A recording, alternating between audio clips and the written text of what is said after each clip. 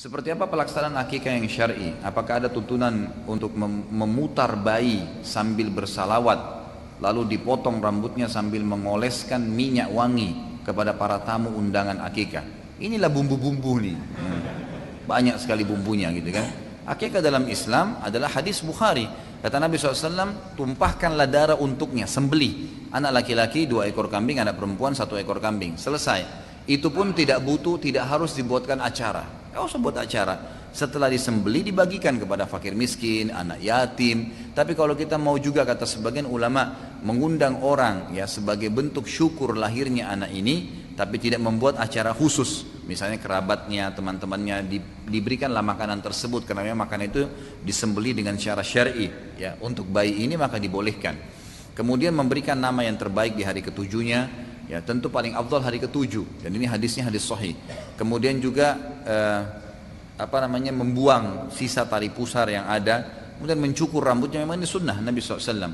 Lalu rambutnya itu setelah dicukur itu ditimbang dengan timbangan perak atau emas, lalu dinilai berapa nilai dalam bentuk uang. Kalau kita sekarang rupiah, kemudian disedekahkan kepada fakir miskin, itu dianjurkan. Tapi kalau bayinya digotong sana sini sambil baca salawat, nggak pernah ada sunnahnya ini. Ini dikarang-karang saja ini, gitu kan?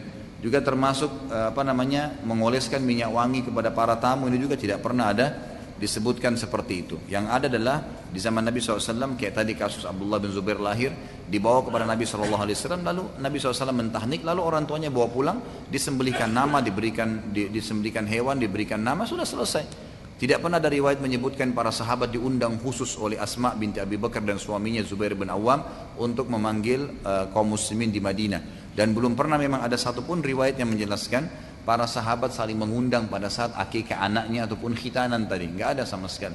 Jadi memang kita umum saja, sembelih lalu bagikan, gitu kan? Itu kurang lebih seperti itu. Nah, tahnik itu kurma yang dihancurkan, dikunyah oleh orang soleh. Ayahnya boleh, ibunya boleh, atau satu orang soleh.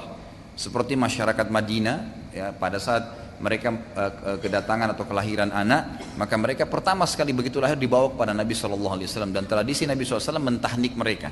Di antaranya kisah sahih hadis Bukhari tentang Abdullah ibn Zubair radhiyallahu anhuma, gitu kan? Anak sahabat Nabi yang mulia Zubair bin Awam yang dijamin masuk surga.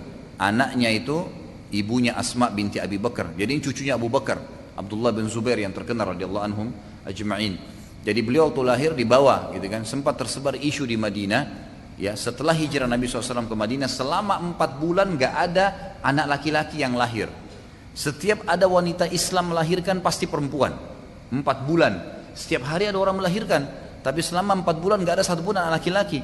Sampai orang Yahudi di Madinah sebarin berita isu bahwasanya kami telah menyihir orang Islam sehingga tidak ada keturunan laki-lakinya, gitu kan? Setelah 4 bulan datanglah, hijrahlah dari Mekah Asma binti Abi Bakar radhiyallahu anhum ajma'in dengan suaminya Zubair bin Awam, yang terkenal salah satu dari 10 jamiah masuk surga. Hijrah sementara beliau hamil, pas tiba di Madinah melahirkan, dan anaknya laki-laki, Abdullah diberikan nama. Itulah Abdullah bin Zubair, maka diberikan julukan Abdullah bin Zubair adalah anak pertama laki-laki lahir setelah hijrah Nabi SAW. Maka ini akhirnya menepis isu orang-orang Yahudi yang mengatakan telah menyihir kaum muslimin, kebohongan, gitu kan? Lalu dibawalah kepada Nabi SAW, lalu Nabi SAW mentahniknya, mengunyah kurma sampai halus dan menempelkan di langit-langit. Tentu ini sedikit saja ya. Nah, anak bayi itu masih kecil ya, kerongkongannya, jangan 1 butir kurma semua, kesian ya. Sedikit saja, antum kunyah kecil sedikit. Saya berapa kali lakukan sama anak saya, itu kecil sekali. Boleh 1 buah kurma, tapi berulang kali, gitu kan? Itu pun sampai halus sekali sehingga memang dia tinggal mengisap saripatinya, gitu kan? Seperti itulah, itu disunnahkan dan ini ulama tidak menentukan hari.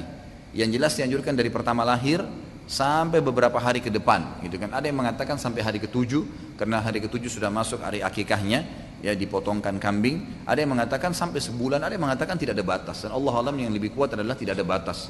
Dan ini menandakan juga makan kurma adalah hal yang dianjurkan di dalam agama kita.